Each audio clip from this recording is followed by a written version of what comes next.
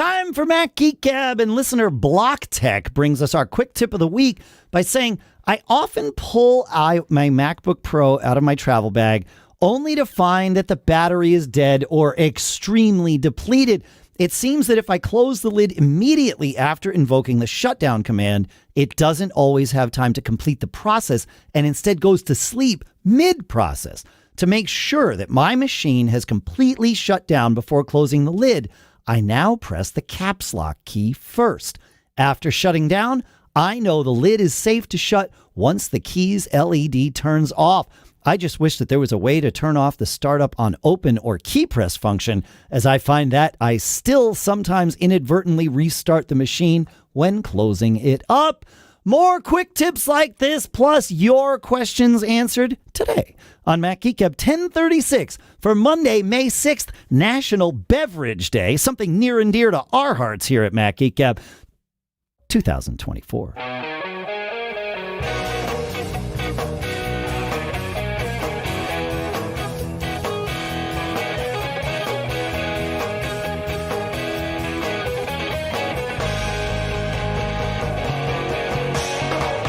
Greetings, folks, and indeed, welcome to Mac Geek Gab, the show where you send in quick tips just like that one. You send in your questions, which we try to answer. We all send in cool stuff found. We all send in quick tips, too. And really, sometimes we all send in questions. Like, I'll bring questions to the show, and hopefully we get to answer it together. We also sometimes answer questions in our Discord community at macgeekgab.com/Discord. And when I say sometimes, I mean all the time. Huge community of fantastic, well-intentioned folks who are kind and helpful to one another. I can't be more thankful for that as part of our community here. Our sponsors for today include linkedin.com/MGG, where you can go and post your first job for free. Backblaze.com/MGG, where you can go and start protecting yourself from potential bad times. And also BetterHelp.com/GeekGab. That one's a little bit different. BetterHelp.com/GeekGab, where you can learn about doing therapy completely online. We will talk more in depth about each and every one of these shortly here. For now, drinking my beverage of choice for today, Throat Coat Tea, here in Durham, New Hampshire. I'm Dave Hamilton. And here, newly in Lee, New Hampshire, it's Pilot Pete. Yeah, that's the cool thing about our Discord channel. There's no flaming going on over there. The only flaming that seems to be going on around here, Dave, is towards me at the hands of your AI. This is true. This is true. There's a not entirely kind moment in one of the ad spots, and I swear I was reading an AI-generated script, and so, Pete, I and the AI thank you for being the butt of that upcoming joke. Yes, that's there right. You go. Yes. So, what are you drinking here on National Beverage Day, Pete? I am having it's kind of a cappuccino thing. Nice. It's coffee and but we a couple years back I should put it in a cool stuff found. It's one of those Nescafe milk foamers. Okay. Foams up the milk nicely and nice. And yeah, little spring-loaded magnetic wheel in there, spins around, foams the milk up, heats it up too. Sweet. And I put it in my coffee. And otherwise, I don't drink anything in my coffee. I like it black, but okay, yeah. But I'll foam up some milk now. Sure. So yeah, nothing wrong with that. It's a little bonus cool stuff found. Yeah, drinking it in my So There I Was mug. Also. Very nice. Very nice. I like it.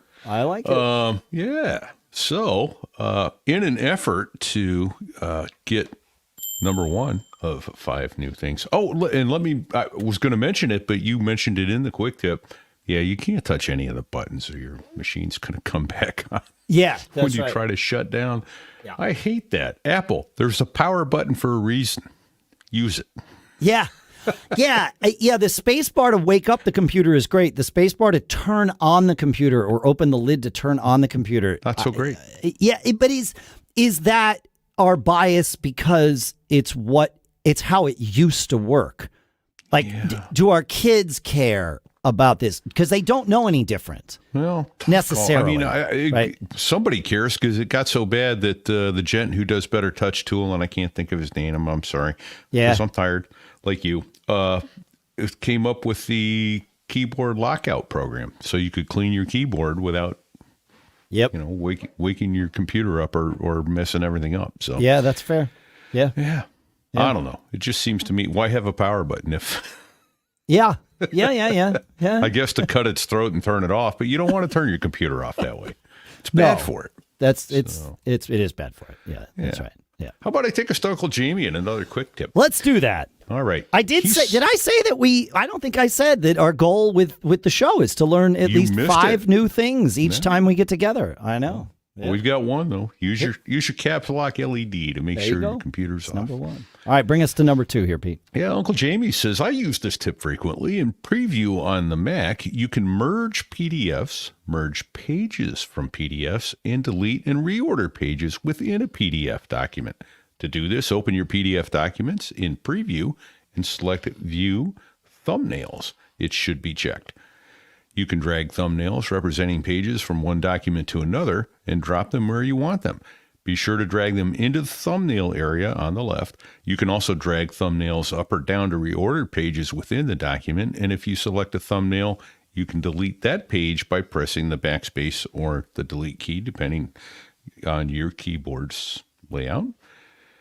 This is handy to assemble documents that have been scanned or generated separately into a single PDF. And I've done some of that. And you kind of forget how versatile Preview is. Preview is great for things like this. You can also mark things up with it. You can sign things with it. It has become, for what many of us need to do most of the time, Preview has become a well, I don't want to say fully featured PDF editor or PDF tool, but it's good. It's good. Yeah, it's more than just what you need in a pinch.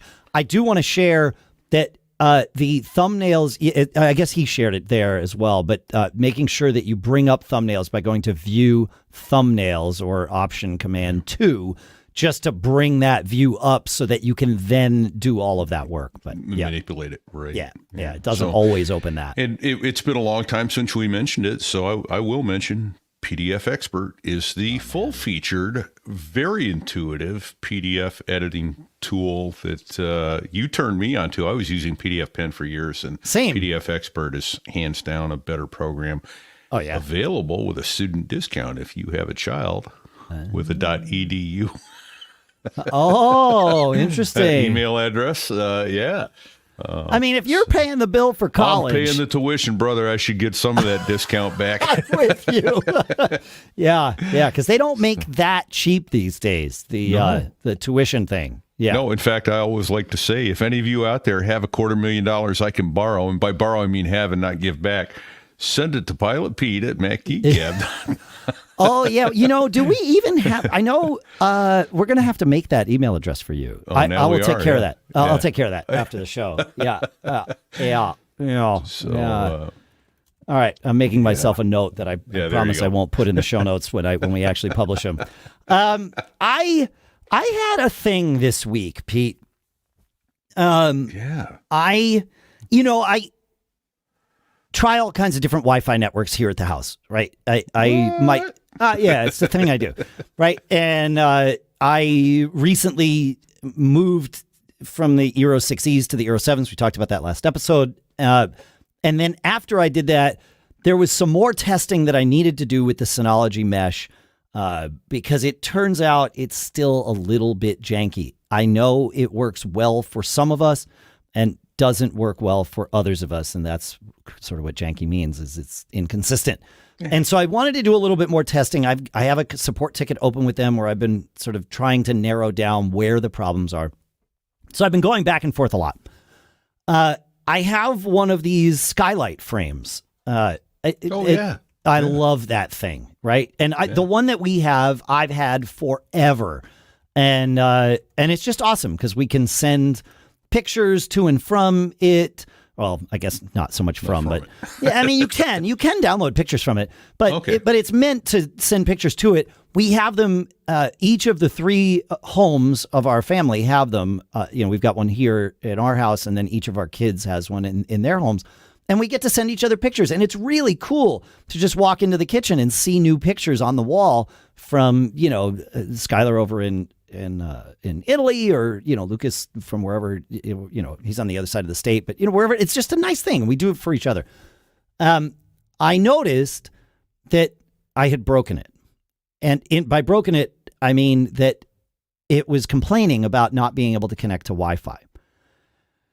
And it was like, all right, so I go through the thing, I type in the password, and I get the notification from whatever Wi-Fi, this time the Synology app saying, oh yeah, a new device is joined, but the device doesn't think it's joined. It doesn't say that it can't join, but it also doesn't say that it has successfully joined. It's in this like limbo. And then I started thinking, Lucas, when he moved to his apartment, said that he was at best getting it to connect inconsistently. And I'm like, all right, well, I know he's on Eero over there. We talked about that last episode too. And I'm not currently on Eero, but I was, and I will be again, trust me. Okay. But I'm testing, and so I'm on this Synology thing. I can't wait to get back to my Eeros. In fact, I'm probably just going to do that this weekend. I've got enough answers. And I'm like, okay, so it's not an Eero issue. It's, in fact, it was working for me on Eero. It wasn't here. And then I started looking at my settings and comparing and contrasting my settings between my Eeros, which are running just with a different SSID and this. And I'm like, well, wait a minute. What if I just connect it to the Eero? And I have 2 Eero networks. It's because the office and the house are far enough apart from each other, but close enough that they were confusing each other. And Eero was like, just run them as 2 separate networks. Most of us are never going to do this. Eero support knew immediately. They're like, just do this. It's going to solve the problem. And it did. One of my Eero networks, the one in the house, had WPA3 enabled, just like my Synology network does. The Eero network in the office does not have it enabled. And I don't know why that is, but maybe I never went into Eero Labs and turned it on for that one, right? Okay. Never thought to. And it was like, aha, wait a minute. And I turned off WPA3, and instantly the frame without needing to do anything else. Yeah. Oh, the frame connected, started slurping down, 25 pictures that were in the cloud queue to get to it because it finally was able to connect to Wi-Fi, and everything was fine. I'm like, okay, I see. So then I went into the Synology network, turned off WPA3 there, and just set it to WPA2 personal. And then it was able to connect to that. No issue whatsoever. I sent Lucas a text. I'm like, I know what your problem is with your Skylight frame, man. But what really became interesting was as I did that, I saw like 5 or 6 other notifications that devices had joined the Synology network. A smart bulb that I had, a smart outlet that I had, things like that had been also acting a little bit janky. Just boom, came right online, no problem. So what I learned is that WPA3 is not meant for us to be using right now. Especially if we have any older smart home devices, and by older, internet. It's by Internet older, of you mean Things. 6 months. Yeah, I mean 6 months. Like some of these aren't that old. Like I definitely one of the smart bulbs is a GE Sync bulb, and that I know that I got, and it was a brand new product within the last year. So and to be fair, Eero has one switch for WPA3, and it's not entirely clear what it does. The Synology network is a little more has a little more granular in what you can choose. In the Synology network, I had it set to WPA2/WPA3 personal. It turns out that is what the Eero setting does. So it doesn't exclude WPA2 stuff, but it in theory allows both to connect. The actual reality is that some devices, even when the access points are in WPA2/WPA3 mode, they still don't connect because the WPA3 thing sort of gets in the way, and they get stuck in this limbo that I described. So it is now my blanket advice to not enable WPA3 on any of your access points, especially at home, unless you know that all of your devices, current and future, are going to work with WPA3. And that's a tough sell today. Oh, there you go. So I got two questions for you then. One is your separate eros, one in the office, one in the home. Yeah. Do you separate their SSIDs and passwords, or are they the same? No, all my eros are running in when I'm in sort of what I'll call default, like non-testing mode for something. My main router. That's every third Tuesday of every I know. Number month, Yeah. My main router is the Synology router. That's doing routing, and the Wi-Fi on it will be off. And then the eros are all in bridge mode. So they aren't doing any routing. They are just doing Wi-Fi. I know it's an embarrassment of riches to be able to. I lead a charm. It's a first world problem, Dave. Right, exactly. But even in bridge mode, having all of the eros as one network, they were getting confused with each other again because they all are, well, most of them are Wi-Fi are hardware backhaul, Ethernet backhaul, including the one in the office. There is Ethernet cable that runs between the house and the office here, but they sort of see each other both ways. They see each other over the hardwire if it's there, and also at the same time over the air. And that over the air thing between the house and the office was getting a little janky because it's just close enough to kind of work. And so it was causing some problems. So what Eero had me do was create a second network that's in bridge mode with exactly the same SSID and password. And it's fine. Everything, like the Eero can't control the roaming as well between the house and the office because they're two separate networks, so they don't talk to each other in that sense. But it doesn't need to because it's far enough away that your devices are going to connect to the right one. Like, it's totally fine. So does that answer your question? Yeah. Yeah. And then the other one is probably more difficult to answer, which was what's the ostensible advantage to WPA3? Less crackable? In theory, it is more secure than WPA2. But as I started digging into this to see, like, okay, I've proven at my house that this is 100% a problem in the way I want to run things. But what do other people say? And there's plenty of other people that report all these things. In that digging, I found that WPA3 has also been cracked. Like, so it's technically more secure, but not in any meaningful way. From what I can tell, like, I could be wrong about this. In fact, I know that I am. Feedback at MacGeekGab.com. I want to hear more of what you folks know about this too, so that we can kind of increase the hive mind brain trust on this. Right. But, feedback at MacGeekGab.com. But yeah, even if you don't think you're having problems, because I didn't think I was either, I just have gotten used to some IoT devices being janky, because some of them are, like, whether you have WPA3 on or not. If everything's solid, they're still. And so I didn't realize that at least some of my problems were directly related to me having enabled WPA3. So it is now off for good. And I had turned it on because I thought, well, it's more secure. Like, I should live in the future. Plus, also, I do this show where I like experiment with this stuff and learn and talk to people, and so, like, that's why I turned it on. And I'm glad I did, so that we could have this conversation. There you go. Yep.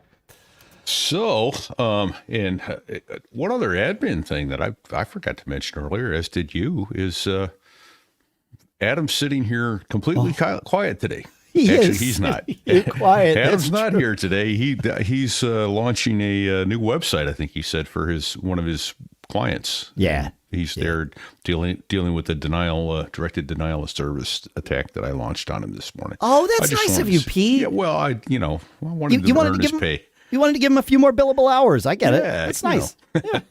So that's why Adam isn't with us today. Yeah. But that's right. Yep. Yeah, we talked about it a little pre-show, but you're right. We did not talk about it here. Yeah.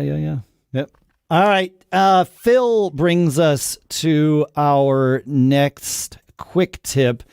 And he says, recently I've noticed that when using AirDrop, that my iPhone shows up multiple times. I can only drop to one of them.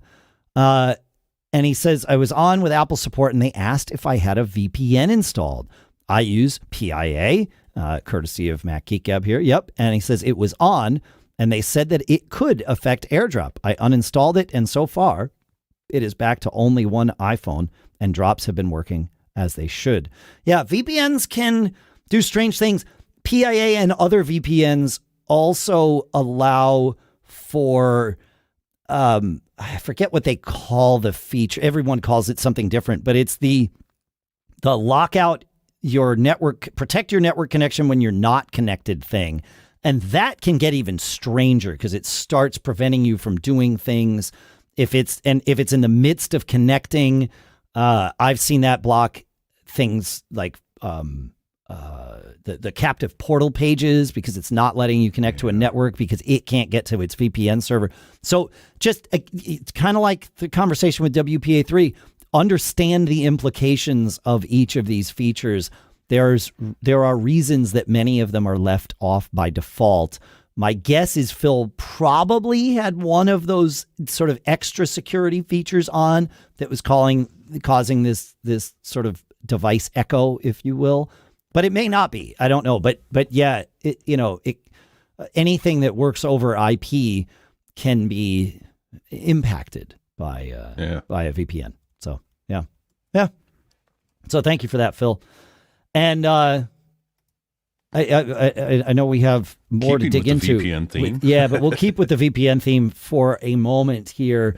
And StephRab NYC 18, this person's handle in our Discord, says, I was having trouble logging into Ticketmaster. I think if you've listened to this show at some point in the last 6 months, you might have heard me rant about this and might know where this is going. He says, I tried my iPhone, both the app and the different browsers, my iPad, and finally my MacBook Air. In all cases, I was getting an error message indicating I could not log on. Yet less than 2 weeks earlier, I had logged on just fine. Can you guess the problem? He says, I thought about it for a second, and it dawned on me what had changed. I now always have my VPN active on all 3 devices. As soon as I turned off my VPN, Ticketmaster let me in. Once finished with my transaction, I turned my VPN back on. I have lots of thoughts about this, but none that can be said in public. Thanks for all you do. Yeah, well, I went through a similar thing where my now former provider had bought a block of IP addresses from a VPN provider, and Ticketmaster was one of the several sites that locked me out when I wasn't on a VPN because it said, you're on a VPN. In fact, the only way I could get to Ticketmaster was to go through Pete's VPN because he was on a different provider than me. Now we're on the same provider. Probably in the same block, yeah. Not so probably, much, so, yeah, exactly. So yeah, be aware of in Ticketmaster they have. You might have heard that they have a bit of a bot problem, and so they have unilaterally sort of made the decision to block all VPN traffic because it's something a lot of websites will do, especially websites that are targeted by fraudsters, right? And Ticketmaster certainly falls into that realm. But yeah, there were several sites I couldn't get to on this provider, and I worked with them, but it's not up to the provider to fix unless they want to move me to a different IP block. Like they've got to fix the internet's opinion of that block. It wasn't going to happen. So yeah. I have a quick tip for you, Dave. Yes, Pete. Since we're now on the same provider, you would be useless for you to VPN into my home and then try to get to Ticketmaster. Correct. But I bet you could tether your cell phone. Oh, there you go. Change your IP address that way. So, you could, yes. And I did that. I started to do that once and then was like, wait, I have access to Pete's VPN. But yeah. Use his data. Right. Yeah.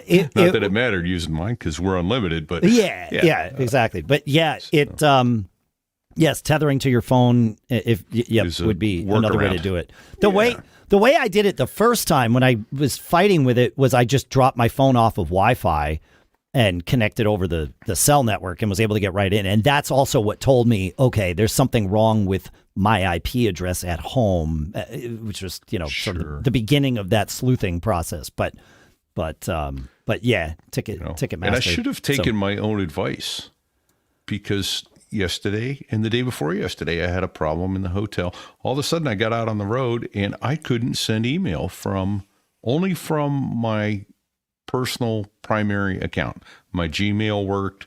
Okay. So there I was, mail worked. My Mac Geek Gab mail worked. Are these all different providers? Yes. And Okay. my iCloud worked. Got it. I think Mac Geek Gab is a Gmail account. Mm-hmm. Yeah. So right. two of the Gmail accounts worked, and iCloud worked. And the one that wasn't sending, the one that was blocking you, was a different provider than all the others. Right. Got it. Okay. And so I should have tried to tether. Now, I that's a whole nother thing. Another screenshot I sent you. I wasn't going to try that from Alaska because my phone never worked in Alaska until day before yesterday. Mint works in Alaska now. That's right. Yeah. Boom. Yeah. So, but I couldn't figure out why. I could get my email all day long, but I couldn't transmit. Every time I transmitted, I'd get it, unable, send it back, error. Couldn't.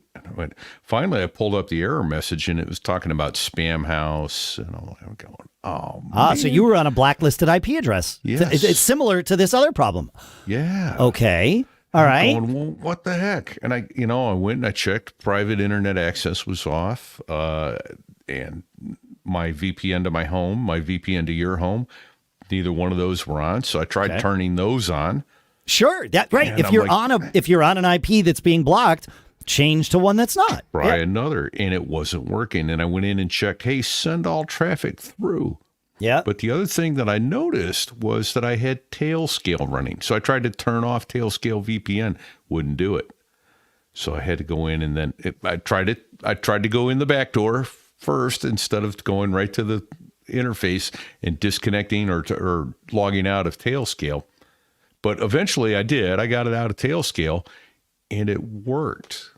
So I'm confused as to why and how that worked, because it turns out in our pre-show discussion that really wasn't it after all. Well, I think you're onto something. So what we sleuthed out was, as best as we can tell, because you're home now, so you're not on that IP, but the hotel that you were in, the IP address that the hotel in Alaska used is, for whatever reason, on the blacklist of this one mail provider, not the rest, right? But this one mail provider seems a little more aggressive than the others. Whether they are justified in that or not we'll leave that for another day. Right. So, okay, fine. You wanted to use a different IP address than that one. Right. And you had TailScale running, which, as far as your Mac is concerned, is a VPN. A VPN. Yep. Right. And it probably, and you could look at this in your network settings, it's probably the first VPN in your list, at least based on what you're telling me, because it was preempting the other VPNs from working. Right. So, you could connect to your home, but TailScale still was sort of saying, no, I'm going to take the traffic. Over here using the hotels. Because I did watch my IP, it was showing me in Alaska, not my home. Yeah, right. Okay. So at least the whole system was being consistent. Okay. That's good. Right. Yeah. That's a great. And if you folks don't know about that, whatismyip.com is a fantastic little place to go to let you know if your VPN is working or not. So you tried the first thing that I think we should address is that using the Mac OS's VPN management, although apparently possible to do for things that have their own app, like TailScale and PIA and ExpressVPN and NordVPN and all of those, it is not actually doable, because turning it on or off turning TailScale or PIA or NORD or any of those on or off in the Mac's VPN settings. Yeah. In system settings or with the little menu bar thing that is from system settings is not an exhaustive switch. It doesn't necessarily turn it all off or all on. If they have an app, especially TailScale, PIA, NORD, ExpressVPN, use the app to do that. Because if you were to have turned TailScale off with TailScale's app, it would actually have turned it off, right? As opposed to trying to do it in the system settings. Turns out I was just knocking at the back door, not actually going in. You weren't actually going in. Yeah, exactly. And the problem is done what I wanted. Yeah, the problem is it'll tell you that it's off, and then it might be half on and those sorts of things. So if it has an app, in most cases you just have to use the app, and that's true on your iPhone too, by the way.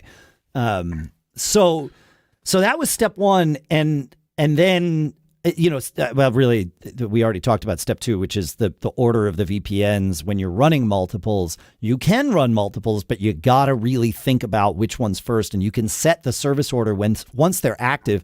You can set the once they're installed, you can set the service order in network settings. So, but if I were in your shoes and experiencing that, knowing, or at least having sleuthed out that, okay, it's the hotel's IP address, I know my home IP address lets me do this, I would have just connected to a TailScale exit node that I've already set up. I just wrote down exit node. That's what I should have tried. Yeah. So great minds sometimes think alike. Yeah, no.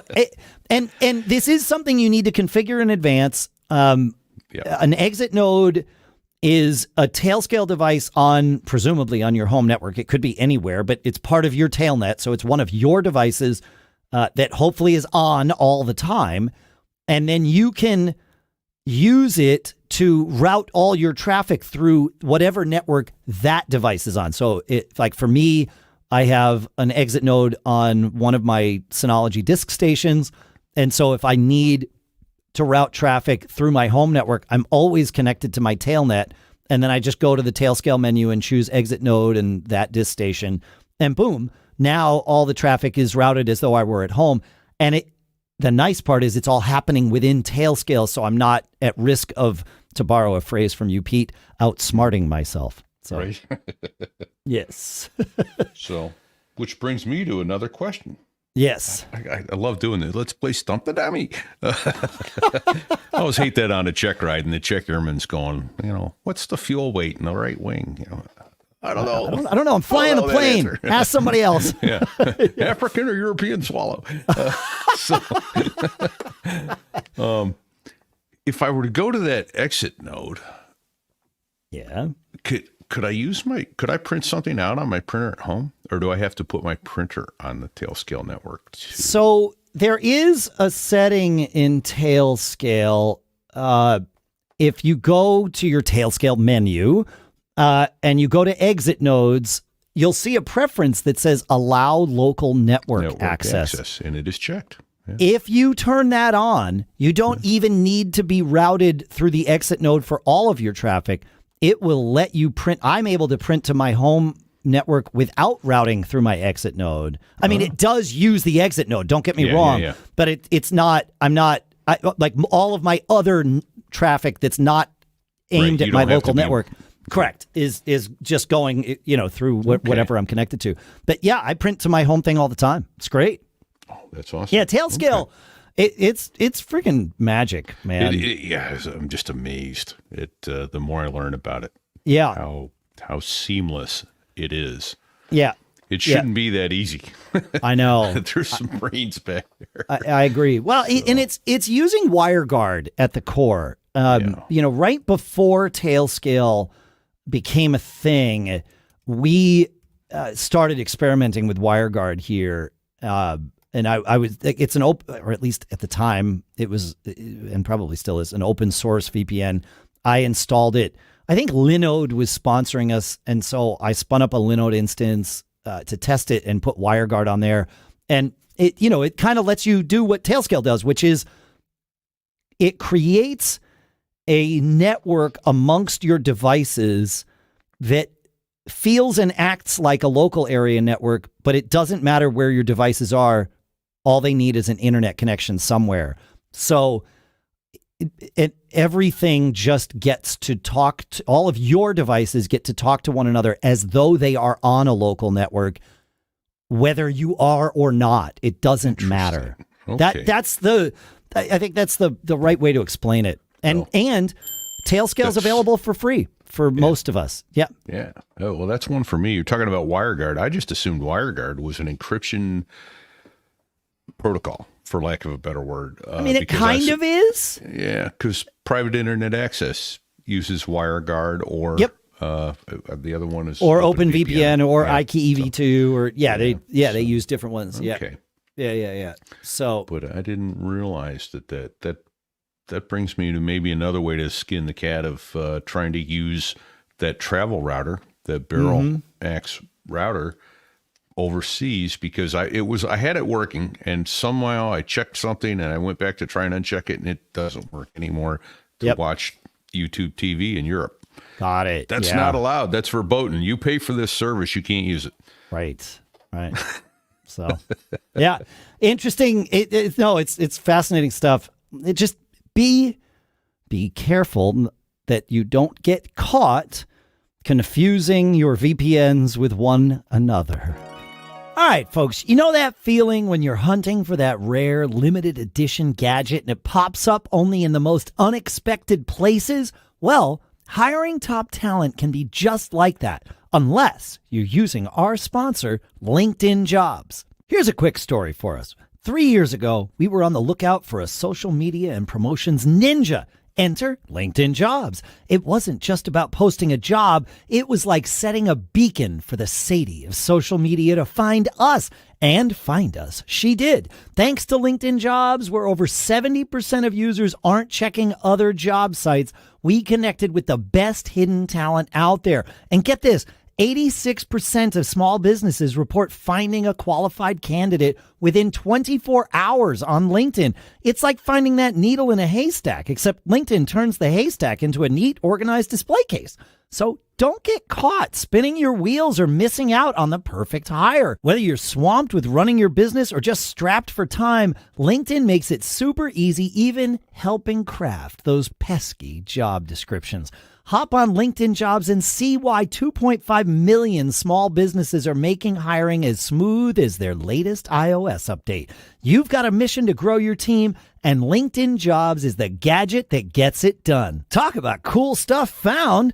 Post your job for free at linkedin.com/MGG. That's linkedin.com/MGG to post your job for free. Terms and conditions apply, and our thanks to LinkedIn Jobs for sponsoring this episode. All right, now it's time to dive into the world of data safety with our favorite backup guardian and our sponsor, Backblaze. Imagine this. You're about to hit save on that mega project you've been grinding on for weeks, and boom, your computer decides today is a good day to crash. Nightmare? Nah, not for us, because we're all snug under the safety blanket of Backblaze. For just $99 a year, Backblaze keeps our Macs and PCs backed up with unlimited cloud storage. It's like having an infinite digital attic where you can stash all your files, and it's all managed through a sleek admin console that even Pilot Pete can navigate. Trust me, he needs all the help he can get. Sorry, Pete, ChatGPT made me say that. I just got to do what I do.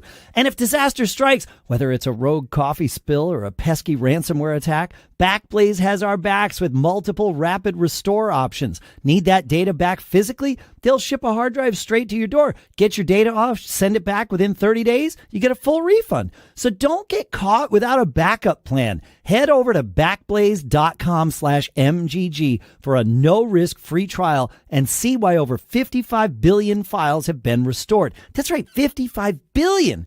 With Backblaze, you're not just protecting data, you're ensuring your peace of mind. So make sure you take advantage of that fully featured, no-risk free trial. Because you're a Mac Geek Gab listener, go to backblaze.com/MGG. And our thanks to Backblaze for sponsoring this episode. All right, and as I said in the intro, this episode is sponsored by BetterHelp. So let's get real for a second. You know how a computer can slow down if it's overloaded with too many processes? Well, our brains are kind of similar. Keeping all those stressors bottled up can really bog down our mental processors. Now, I'm in therapy myself, And it's like having tech support for my brain, right? Not only does it help declutter my mind, it also helps me upgrade my mental operating system. And you can do the same thing so you're running smoother than ever.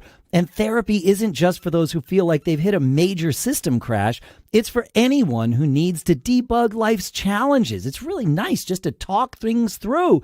And that's where BetterHelp comes in. It's therapy that's completely online, flexible, and tailored to fit your schedule. Just fill out a quick questionnaire and you're going to be matched with a licensed therapist. Not meshing well? Switch it up anytime. No hard reboots required. So don't get caught with your emotional firewall down. Get it off your chest with BetterHelp. Visit BetterHelp.com/GeekGab today to get 10% off your first month. That's BetterHelp, HELP.com/GeekGab. Start unloading those tabs that are slowing you down and maybe find a few upgrades along the way. And our thanks to BetterHelp for sponsoring this episode.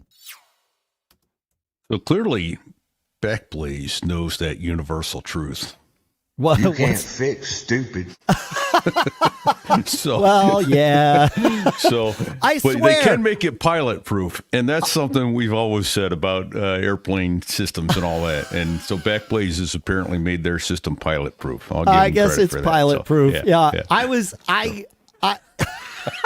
you know, I say this often. In fact, we talked about it last week that, you know, I have ChatGPT write the ad scripts because that way it keeps it fresh. Yeah. I have never told it that you know, occasionally make yourself the butt of some of these jokes. Like, you know, you definitely have a self-deprecating style that's very endearing, and somehow it knew. Yeah. Oh boy. Yeah. Yep.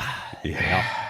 Anyway, well, I have to be self-deprecating because I do stupid stuff to myself all the time. Like, say, edit an Etsy file. The Etsy host file. Etsy host file, rather. Yeah, and you know, how Pete many hours did you spend? Pete edited an Etsy host file on his Mac that almost required me to use BetterHelp for couples counseling, and I don't just mean for me and Pete. I mean for me and Lisa, because it ate up a good chunk of a Saturday for me.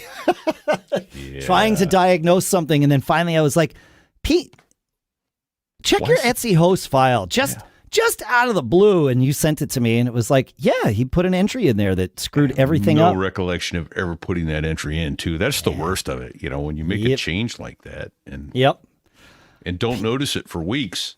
Yep, so Pete outsmarted himself, folks. Outsmart myself on that one. I think that might be the episode title. I don't know, but it might be.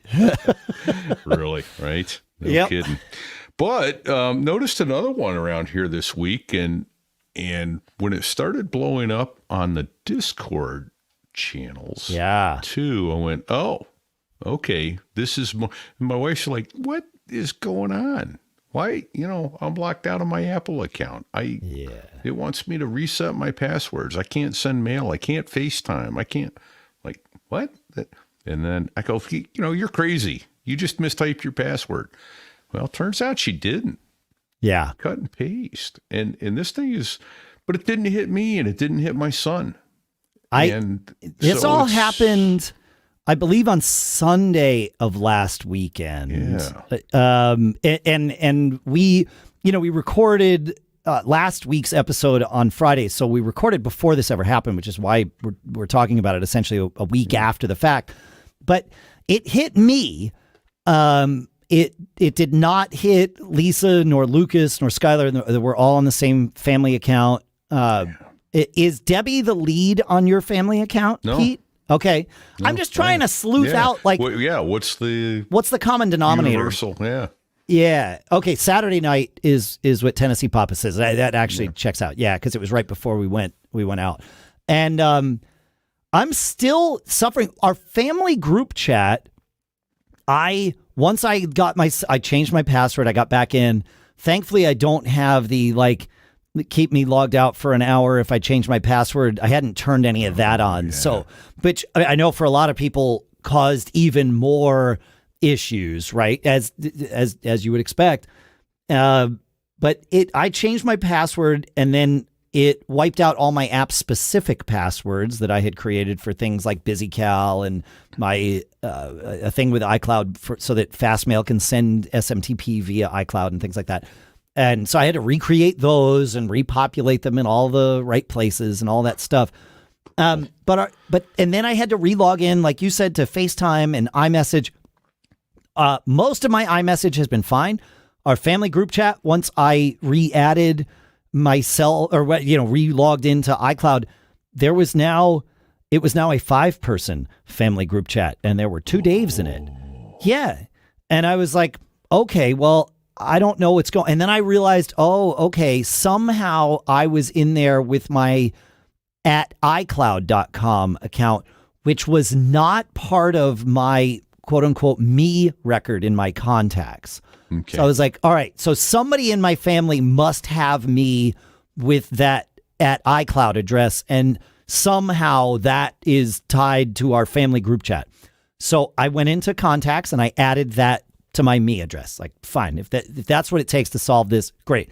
Turns out that's not what it takes to solve it. Didn't matter. Restarted, did the whole thing, still 5 people there, like, okay.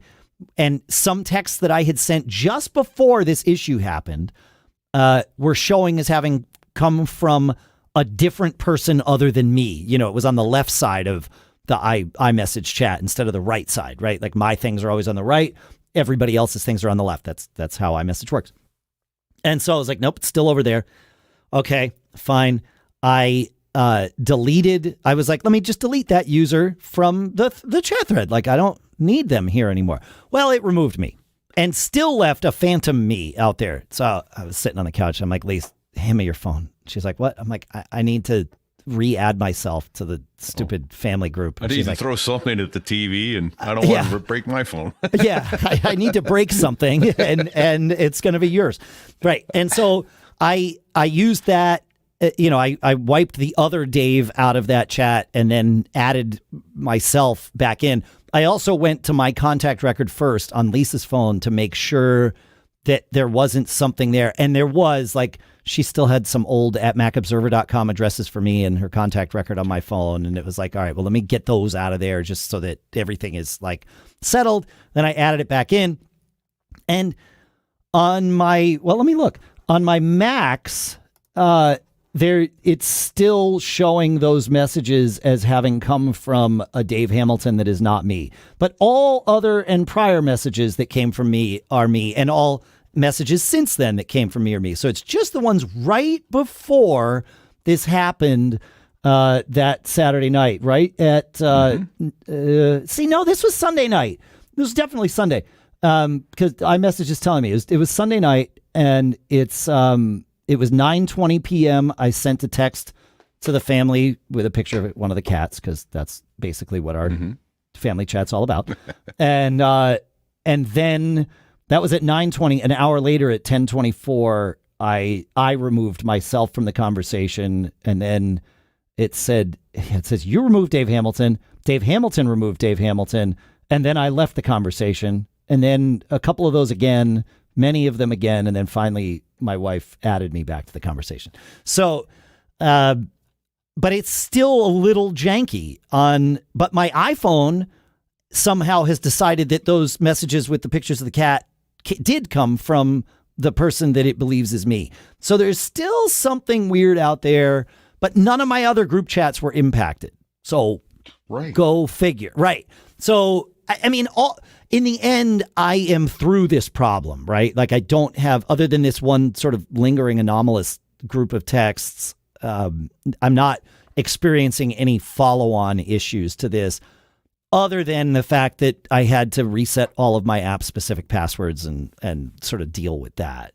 Yeah, because that's just easy to do. That's an hour of your life you won't get back. Well, and it's, busy. I have BusyCal on my phone, my iPad, and all three of my Macs. And so it's like, okay, great. Now I got to go and like deal with this. And I also, just before this happened, I decided to move from I had a paid subscription with BusyCal and it came up for renewal. And I was like, I have SetApp. I'm just going to use the version in SetApp. Like I don't need to pay for BusyCal if I also have SetApp. So I moved to the SetApp version of BusyCal, but that's been its own little sort of frustrating headache that I caused for myself. Like that's on me. But the timing of it was like, great. Now I've got 2 versions of BusyCal on my computer that keep asking me, and I don't want to answer for one of them. But yeah, it's a whole different thing. But which one? Right. And I don't. That's the problem. Is exactly. Yeah. But to answer your question, what the heck happened? We don't know. I posted on Twitter the moment that like it happened to me, but nobody else in my house. And I was like, okay, this is weird. That post blew up. It was quoted in, I think both 9to5 Mac and Apple Insiders pieces. I had a lot of comments, and they all were basically the same of this is what happened to them, like symptomatically. But there doesn't seem to be any rhyme or reason that anyone has sleuthed out as to no, and Apple's not been like, hey, we know there's a problem and we're working on it, or the radio silence has been deafening. So yes, yeah. I just don't understand why they said nothing. What is this? Yeah, like just even acknowledge to say we're aware there's a problem. We're still working on it. Yep. We know a thing happened and we're sorry. Like something. I don't know. Yeah. Well, did the lawyers stop them from sending something out? But isn't there a thing? Didn't the SEC or some FTC, some 3-letter agency, mandate that publicly traded companies had to divulge any security issues within 4 business days of them happening? Need to own it ASAP, yeah. Right? Like there's the need to own it law. Yeah, exactly. Yeah. So, but if that's, I think that's the case. I'm just a hack lawyer, but assuming that that's the case, then this would tell me it doesn't fall under that, which means it wasn't a security issue at Apple. It was just a technical glitch that some of us. Hey, let me ask you this: when you log into iCloud, Pete, do you use at mac.com or at me.com or at iCloud.com? Yes. So how's that for an answer? Usually I log into iCloud using iCloud.com, but still my primary is a me.com address. So, I did not try to Debbie's, log in. Because I log in as mac.com. Ooh, does Debbie log in as mac.com? No. Okay. Hers is Debbie at my domain. That's her Apple ID. That's her Apple ID. That's okay to have. That's right. Yeah. Okay. All right. Well, so much for that theory. Because I thought maybe it was an authentication issue with, the at mac.com path of getting in. It's all the same account, right? But just for clarity, it's all the same account if you joined at a time when they handed out a mac.com address. Mac.com was first, right? Then me.com, then iCloud. Yeah. And while you were talking, I went to iCloud.com in Safari, and it came up with a default login, my me.com. Okay. With a, finger. And I thought this had affected me at first because it was a passkey login, and it failed. And I went, that's unusual. Oh, I wonder if my passkey is going to fail. And then I used my password and I got in. But just now, I used my passkey to get in. So okay, I'm looking to see if I can sign in with a passkey that I know was created prior to this. And yes, I can. So my pre-existing passkey was not invalidated, whatever that means. Yeah. Yeah. Well, folks, feedback at MacGeekGab.com. Please, if you have any just symptoms to share that you think might help us, I would love to sort of use our sort of size and brain trust to at least try and figure out, if it's figure outable, who and what would have been impacted by this, because Apple ain't talking. Yeah, so if you have a swag, you can share it with us. I'm sorry, Pete, what's a swag? Dave? Yes, that's Pete? a scientific Wild ass guess. Now I don't know what to use for the Yeah, yeah. Send us your swag. Making swags fun again. There you go. Okay. There you go. We're just making swags again. Yeah, that's Yeah. right. Yeah. Yeah. All right. Send us your swag. Send us your swags. I Because like we it. don't have any more. Yeah. Not for this issue. Yeah. Swagging left and right is what we do. Swags to the left of us, jokers to the right. Here I am stuck in the middle with again. JT Ray and his question to take us out of all this craziness. I'll read the question. It's fine. He says, so my new Mac Studio has a desktop local and a desktop iCloud. I have Sync This Mac turned on. Am I missing something? Do I need to turn off iCloud and turn it back on? Do I need to turn off Sync This Mac and turn it back on? So he did. He sent us screenshots, Pete, and they showed that he's got 2 desktop folders. One, it shows in the Finder title bar as desktop local. The other in the title bar as desktop iCloud. But the names of the folders are simply desktop.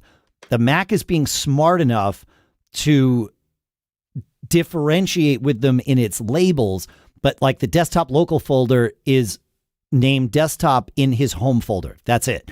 And the desktop iCloud folder is named desktop in the mobile documents folder, which is the, iCloud synced folder. So this is interesting. I don't know that I'd ever seen this before, but I checked on my Mac just to confirm, and I do have documents and data syncing turned on, and I do not have a desktop folder in my home folder. So there would be no reason for it to have to differentiate because there's nothing to differentiate between on my computer. And his desktop, in the screenshots that JT Ray sent, his desktop folder, the local one, is empty. I mean, it's a brand new Mac. So if it were me, I would just delete the local desktop folder to eliminate the confusion and just let everything. And my guess is at that point, the system will stop calling the desktop iCloud folder desktop iCloud. It's worth a shot. Yeah. So this makes me wonder, is this at all related? Because let's go down another rabbit hole. Sure. I've got 2 email accounts in Mac Mail that are identical. My iCloud account. And I know I told you about this once before, and I managed to get it to delete ever so briefly one time. But I called Apple support over it, and they went through it with me, and they went, that's wrong. Well, when you upgrade to Sonoma, it'll go away. And it did, and then it came back. So this is weird. I don't think these 2 things are related. Well, 2 desktop folders, his are but different. These aren't clones of one another. Yeah, his are different. That's right. This is 2 completely separate Whereas folders. I've got 2 clones on the iCloud mail account. Can you just deactivate one of them? No, if I deactivate one, it deactivates the other. It is. So they are truly It is a display anomaly, not a duplicate of. Yeah. I mean, what you're saying is they're both being treated the same. Like if you go into one and change a setting, that setting is mirrored on the other one. I did go. I took one offline, and it usually I thought it took them both offline, but it does not. Do you get 2 in the sidebar of mail? Like does it show up twice there? Yes.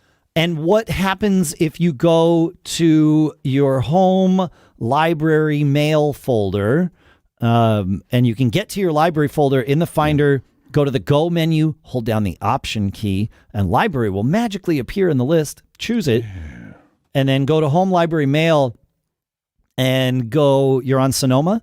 Is that right? Yeah. All right, so go to the V10 folder here.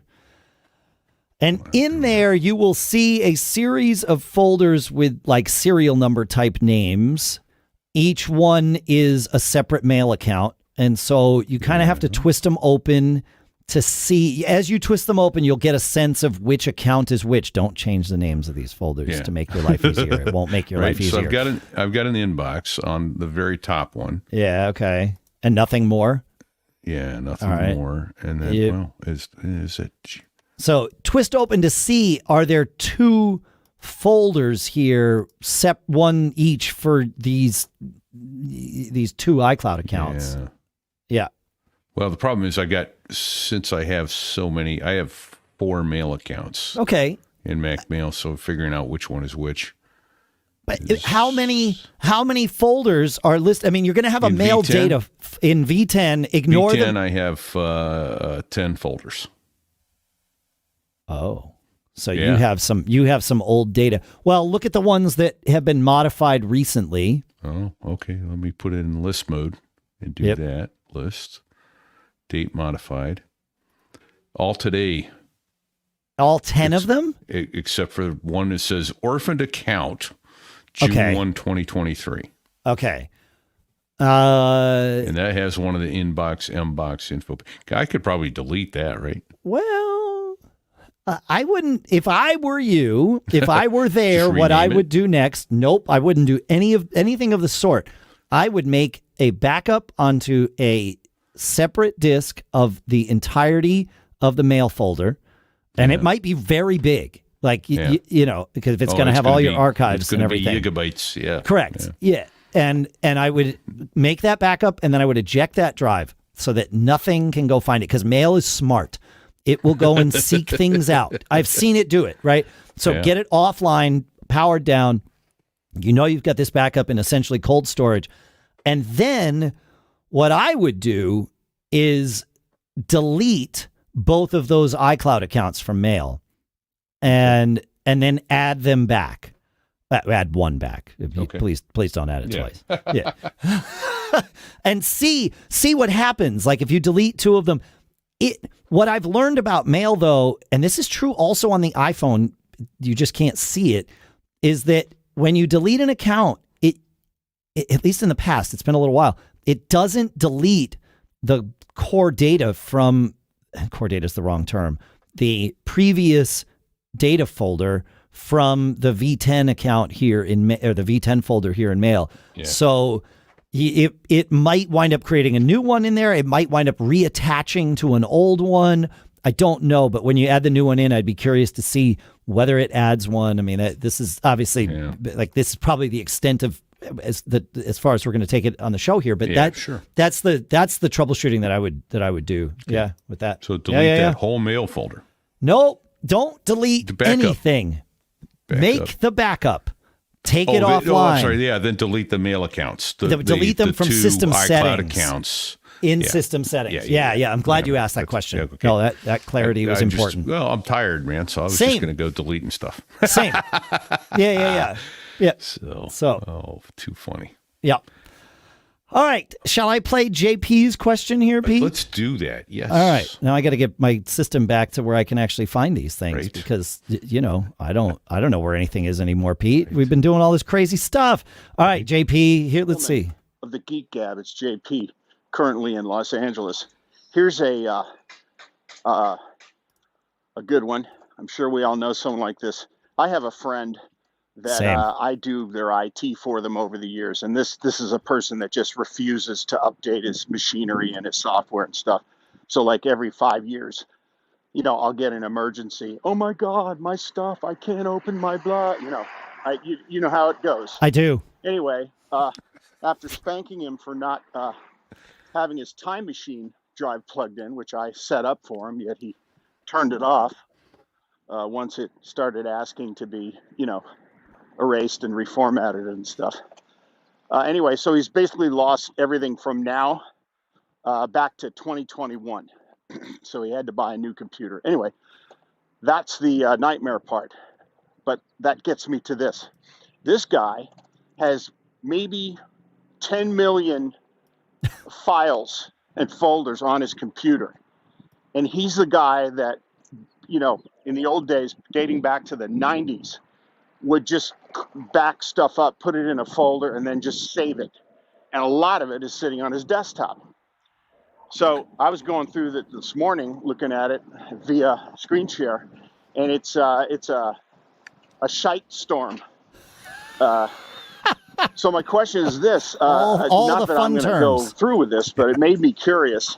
For guys just like this, is there an app somewhere in the universe that will scan a hard drive and literally remove duplicates of stuff that's the same over the years? I know one must exist, but I know that the gentleman of the Gab will absolutely know the correct one. Whereas you can, it'll scan it, show you the duplicates, and then you have the choice to delete them or put them off onto a separate drive. So in case there's a mistake. So I wouldn't have to go through 4 million folders for this guy and try and organize for him. I think that would be a mistake. And it might be even more than this organizational freak can handle. Anyway, if you have any ideas, let me know. Thank you very much for all you do. I'm tapping JP, I resent that. You said you weren't going to tell on me. Well played. Might you have an answer for him anyway, Pete? I do. He said one must exist, and one does in fact exist. And it's one of my favorites. And lo and behold, SetApp to the rescue again. Gemini, right? The astrological sign for the twins. Gemini goes and finds the duplicates, and it will find. Stand by, JP. I can tell you, if you run Gemini on this computer, it sounds to me like you're going to have 4, 6, 8, 40 copies, and it will find all of them. And it has a default delete, which I don't particularly care for. Sometimes when I have a duplicate file, I go, oh, I put it in that folder, and it selected that one to delete. But it finds it. It will set up an automatic delete and preserve. In fact, if you have 2 identical files and you select both of them for deletion, it will pop up with a warning, which you can disable that warning. Sure. If you want to. Do so at your own peril. It will come up and say, are you sure you want to delete both of these? Because I'm going to get rid of them. Huh. So I like Gemini, and I run it on my home folder and let it go, and it finds gigabytes of stuff for me. Does a really nice job. Yeah. I mean, I know that I've used Gemini in the past. Yeah. And it almost certainly would have been my answer here too. But I don't have the same working knowledge of it that you do. This this really sounds like the answer to this. Like I mean, it truly is. Yeah. And wow. and it's reliable. It's from MacPaw. Right. Right. And those guys know their Macs. They know their stuff for sure. Yeah. Cool. All right. Shall we answer James's question, Pete? Yeah. All right. Yeah. Are you going to read it, or should I read it? You know what? Hang on. I can find James's question. I mean, I can read it. It's fine. Yeah, well, he basically wants to know about the what he says. What do I need to connect IoT at 2.4 gigahertz? He says when I install a new IoT device, Internet of Things, and that's your smart light bulbs and switches, that kind of stuff for those just joining us. There's often a vague warning to ensure that I connect over 2.4 gigahertz rather than 5 gigahertz band of my Wi-Fi during setup. Why is this? How do I ensure I have a 2.4 gigahertz connection? My Wi-Fi seems to make up its own mind in regards to which band it connects things onto. So, and Dave, you had, we chit-chatted about this a little bit before the show, and you had a better answer than I did. I thought it was just forced because that's where the light bulb works only. And, it only works in the 2.4 band. And in some cases, true. That's true. No, in many cases, in fact, I would say in all of these cases, that's true. But to his point, his Wi-Fi or his devices seem to make up their own minds in regards to which band they connect to. And I will guarantee you that if you have an IoT device that has a 2.4 gigahertz radio in it, it will only connect to another 2.4 gigahertz radio. There is zero risk of it trying to connect, or at least it being able to connect to a 5 gigahertz radio if it doesn't have 5. Like that's just a physical limitation, and that's okay. And you're right that when client devices are connecting to the named SSID, this is the network name that you give your Wi-Fi. You know, it might be like, you know, Pete's Castle or something. I know that's not the name of your Wi-Fi, but you know, we all have our names. A lot of people like to use, you know, FBI surveillance van as the name of their Wi-Fi. You know, whatever your Wi-Fi name is, if a device knows the name and is connecting to the name, it will scan the list of available networks, pick the one that has that name and has the strongest signal for it, whether it's 2.4 or 5. It, you know, it has an algorithm that it makes this decision, and then it tries to connect to that one. Every radio in every access point has a separate hardware address, a separate MAC address, right? And so it pulls up, you know, a device like your Mac or your iPhone will pull up the list. It'll see all the 2.4 and 5 and now 6 gigahertz radios out there. Pick the one, like I said, with the algorithm. Then it says, all right, what's the MAC address of that radio? Great. I'll use that MAC address with this password that you gave me, and I will connect to that. And it's made its decision on its own. And it remembers the name so that as conditions change, it might jump around and go to different things. All of that is totally fine. However, a lot of the software for these IoT devices is not written very well. And what it does is it's lazy. It doesn't look and do the scan by name.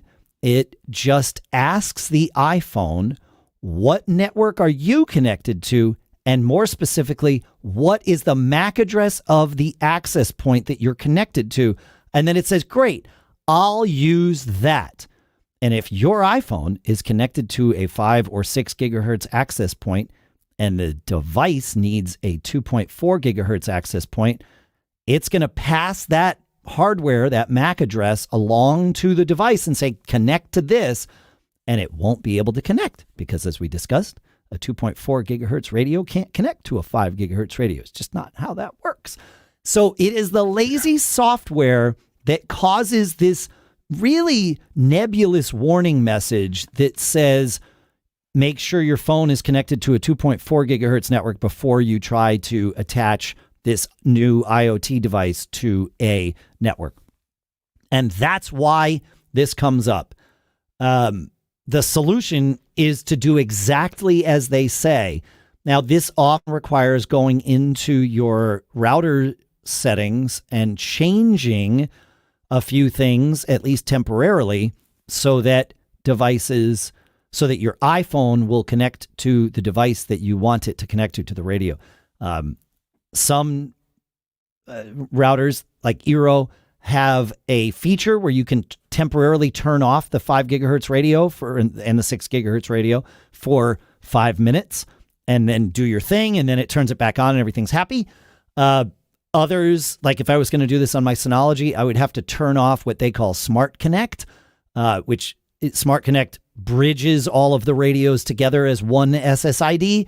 You turn it off, you set your 2.4 gigahertz radio to the main SSID, the main network name that you use, set the 5 gigahertz to something else temporarily, save those settings, let it repopulate everything, then do your connection, then go back into your router, turn all that back on. It's a pain in the neck, and it's because software is for these IoT devices, the setup routines in this software is lazily written. That's really just what it is, but that's why. Yeah. Did that make sense, Pete? Did I do okay? No, absolutely. Okay. All right. It does. And then, Yeah. And also, as we said in the quick tip section of the show, make sure WPA3 is off. Otherwise, you might be heading down a separate headache for yourself. So, right. Speaking of banging your head against a brick wall. Yep. Through which a 2.4 gigahertz signal will better penetrate. better. Better than your head, anyway. Yeah, better than your head. That's true. That's true. Yep. 2.4 gigahertz goes through brick walls better than your head. Yeah. I think that's right. Yeah. So, I don't know. There's a lot of options this week. Yeah. Man, I'll be curious to see which one we have picked. So. Yeah. Yeah. So Matt's question there, that's the next one. All right. What's the best way to send documents to tax preparers? Yes. Any decent tax preparer worth his salt is going to have a portal. Yeah. So Matt needed or still needs. I know April 15th has passed us by, That doesn't help you. That doesn't help, Matt. But sorry. Well, unless Matt is on like a lot of us, Matt might have filed an extension for his taxes or need to do this next year, and Matt's accountant has asked him to send him documents, and Matt wants to do it securely, and Matt's tax preparer is evidently not the most technologically savvy one. So, or maybe you're a tax preparer out there and you want to learn what to use for your clients. If you're a listener to this show, Synology would be the Synology file sharing thing is a great way to set that up. You can do that for inbound or outbound stuff, and it's all secure. But if you want to do it without having to buy your own hardware and do all that stuff, Dropbox has a service where you can do file requests and they are sent securely. iCloud can send outbound file requests and those can be secured. And then Rod in our chat says he's used Tresorit, Tresorit, for several years. So that would be another one. Send.tresorit.com. So that would be another one. How do you do this with your tax preparer, Pete? So my guy does have a portal. Okay. If he didn't, one, I would search for a new tax guy. Two, yeah, fair. And two, but if I had to send a document, I would just use Preview and save it as a PDF, password protected. Yes. Yep. I mean, could it be hacked? Yeah. But yeah, everything can, right? Even WPA3. It turns out. Yeah, that's right. Yeah. But I'd be curious to hear what other people use, or if you're a tax preparer, what you use with your clients or what you've looked at, because it would be interesting. Yeah. So, Kiwi Graham in the chat says his accountant runs a box.com repository. There you go. Yeah. Tennessee Papa says he puts his on iCloud and sends a link to his accountant. Yeah, all of these things are fine. I have two different accountants that I use, and they use different systems. But Brian says that Adobe has an option, so we will put that link in the show notes too. So yeah. There's lots of, this is a solved problem.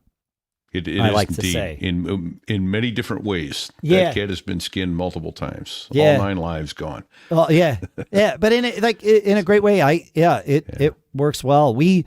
We're in the process of selling a business that none of you know about. It's not anything that's related to anything that you talk about. It's a business that I've had kind of an interest in for about 6 years here.